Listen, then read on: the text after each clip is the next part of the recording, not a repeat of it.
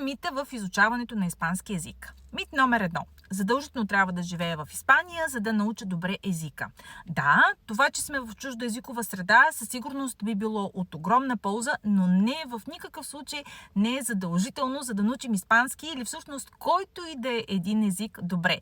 Вече времето, в което живеем, технологиите и всичко останало ни предоставят възможността да научим даден език, дори без да живеем в средата, така че възползвайте се.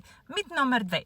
Трябва да научиш само 1000 думи на испански и си готов. Не, 1000 думи са, разбира се, една чудесна база, но в никакъв случай не са достатъчни.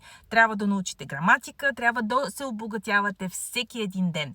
И мит номер 3. Трябва учителят ти да е native speaker или съответно носител на езика, за да може да научиш испански добре.